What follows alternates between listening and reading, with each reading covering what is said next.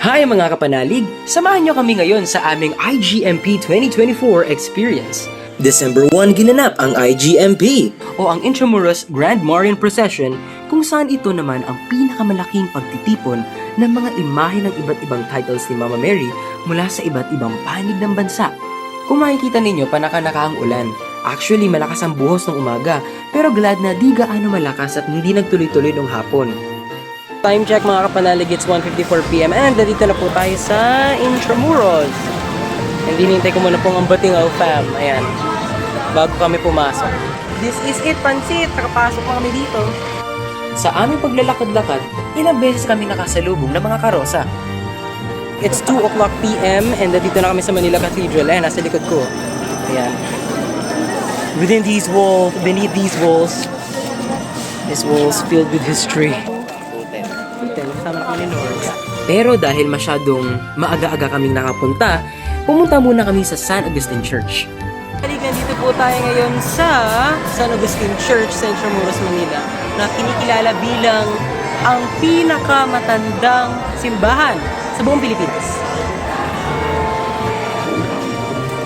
Update, it's 2:17 PM and nandito kami ngayon sa Museo San Agustin ng Intramuros, kung saan makikita namin ng Purisima exhibit, kung saan kasama ang replica image ng La Purisima Concepcion de Bolivar o ang Mapaghimalang Birhen sa Patio. Hi mga kapanalig, ngayon nandito po tayo sa Museo San Agustin sa Intramuros, Manila, kung saan tampok ang Marian exhibit na pinamagatang Purisima, the Sea of Devotion to the Immaculate Conception. Narating na natin. Dito sa exhibit ay tampok ang mga imahe ng Immaculada Concepcion. Ang gaganda ng mga imahen. At kasama rin ang La Purisima Concepcion de Baliwag, ang Mapaghimalang Birhen sa Patio. Matapos mamulat sa mga bahagi ng kasaysayan sa Museo San Agustin, ay lumabas na kami at nakilala namin si Nanay Lydia, na nakita namin nagpapamigay ng mga estampita ng Nuestra Señora de Peñafrancia and Nuestra Señora de Salvacion de Jorowan. 88 na po yan. Oh, my OMG! 89 sa February. Alam niyo kung birthday niya, kung kailan? Kailan po? Valentine's Day. Wow! Picture tayo kay nanay. Yes. Ay, mga kapanalig, 3:42 ang time check natin and nandito ngayon sa karo ng Señora San Jose de Baliwag.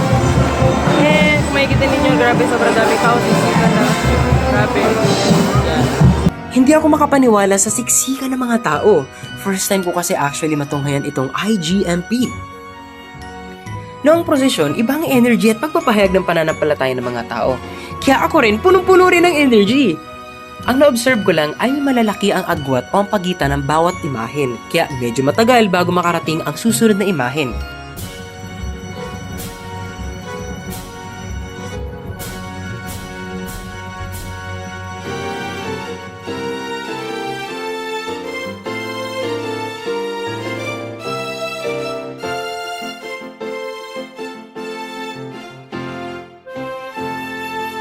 Di talaga mawawala ang mga nagpapamigay ng estampita.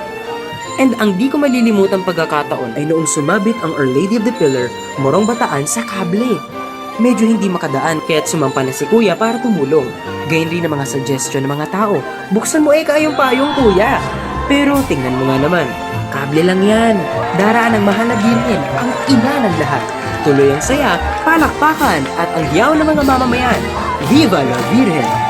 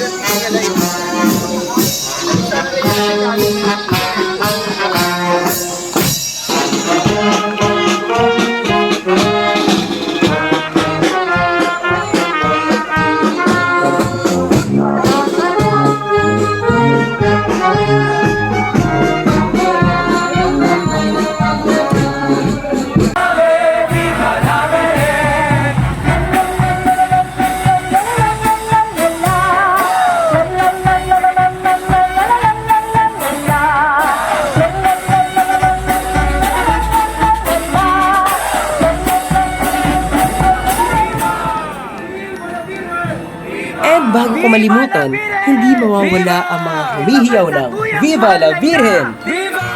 ¡Viva! ¡Nuestra Señora de Benio Francia! ¡Viva! ¡Viva la Virgen! ¡Viva! Hi mga kapanalig, it's 8:49 p.m. Tama ba? And kadadaan lang yung Nuestra Señora de la Naval de Manila. Tama ba? And paglalakad na sa harapan namin yung last image which is Immaculada Concepcion ng Manila Cathedral. Bago matapos ang prosesyon, nakita rin namin si Ma'am Vic na bumati pa sa atin ang happy birthday. Shoutout po sa inyo, Ma'am Vic! Si Ma'am Vic. Thank you po. Congrats po, Ma'am Vic. Congrats po. Sa pagtatapos ng happenings, na-realize kong walang lamang. Hindi lang iisang karosa ang the best, ang gayak, at hindi iisang imahen lamang ang maganda. Lahat ay maganda. Lahat ay the best. Bakit? Iisa lamang ang pinahiwatig sa atin. Iba-iba man ang bihis, iba-iba man ang kulay, iba-iba man ang gayak. Lahat sila ang ipinahiwatig ay ang iisang ina lamang natin. Ang ganda at halimbawa ng isang inang nagmamahal. Ang nag-iisang mahal na Birheng Maria. Ang IGMP ay hindi lamang para sa pagpaparami ng makukolektang estampita, may kilalang mga kaibigan, kung sino ang may pinakamalakas na hiyaw o kung sino ang mas may nakakaindak na himno sa Birhen. Hindi yun. Ito ay para pag-isahin tayong lahat. Saan ka man naroroon, tayo ay ang Pueblo Amante de Maria. Tayo ang bayang sumisinta kay Maria. Kapanalig, it's 9:54 p.m. And guess what? Nasa Jollibee kami. And nandito kami sa Jollibee kasi tapos na ang IGMP. So, that concludes our IGMP with Matt. Stay tuned na lang sa susunod na Matt Ventures. Kita-kits mga kapanalig.